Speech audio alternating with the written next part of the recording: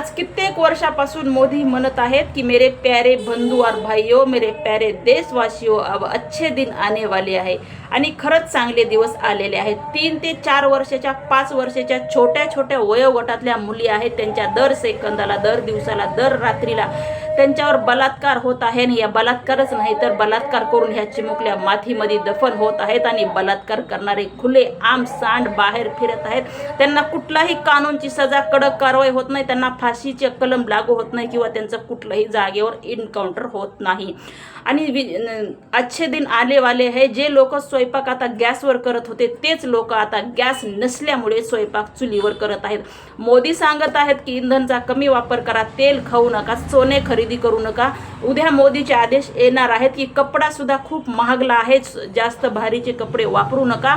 मोदी म्हणतील की कपडेच काय, तर मी सांगतो की महिलांनी कपडेच वापरू नये, असे बिना कपड्याचं फिरावं, असे सुद्धा उद्या मोदीचे आदेश यायला कुठलीही ना हरकत होणार नाही। मोदी जनाची नाही तर मनाची तरी लाज बाळगून बोलायला पाहिजे। जनतेचे काय हाल होत आहे त्याच्यामध्ये जी साधारण सामान्य जनता आहे, कामगार मजूर वर्ग आहे, या कामगार मजुराचे, गोरगरिबांचे हाल किती होत आहेत। गोरगरिबांच्या समस्या सोडवण्याचा आता प्रश्नच मोदीचा येत नाही, फक्त त्यांना समस्या कशा वाढवतील आणि समस्या वाढवून देश कसा संपेल, या देशातली स्त्री कशी संपेल, या गोष्टीकडेच मोदीचं लक्ष नाही का, असं सुद्धा म्हणायला हरकत नाही। विजय थलपत्ती काल परवाचे नवीन मुख्यमंत्री कोणालाही जमलं नाही, पण विजय थलपत्तीला जमलं।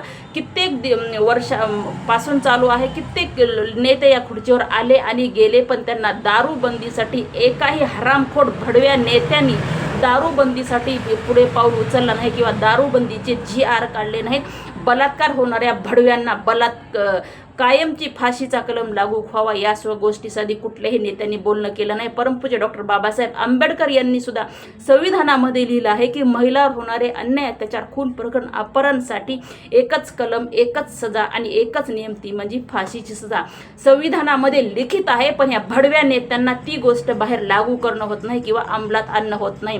म्हणून जे तामिळनाडूचे नवीन मुख्यमंत्री आहेत विजय थलपत्ती, मी यांना समस्त महाराष्ट्राच्या वतीने विनंती करत आहे की दिवसा ढवळ्या छोट्या छोट्या चिमुकलीवर बलात्कार होत आहेत, महिलांचं अस्तित्व धोक्यात आलेलं आहे।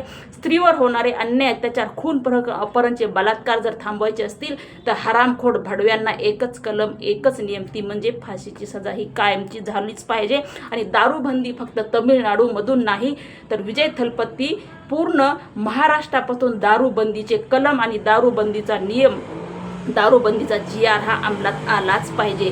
जे आमचे मोदी आहेत ते डोक्यावर पडलेले आहेत, त्यांना बोलून उपयोग नाही। त्यांनी गोरगरिबांच्या समस्या सोडवायचा प्रश्न लांबच, पण गोरगरिबांच्या समस्या कशा वाढतील या गोष्टीकडे त्यांचं लक्ष आहे। भारतातून स्त्रीचं अस्तित्व संपत आहे। गोरगरीब मजूर, कामगार मजुरांचे हालाचे बेहाल होत आहेत। दुनियाची महागाई झालेली 140 रुपये किलो शेंगदाणे आहेत, 170 रुपये तेल आहे। उद्या मोदी म्हणणार आहेत कपडे घालू नका, नागोच फिरा, कारण महागाई ही वाढलेली आहे। ही असे आमचे मोदी आहेत। जय हिंद, जय महाराष्ट्र।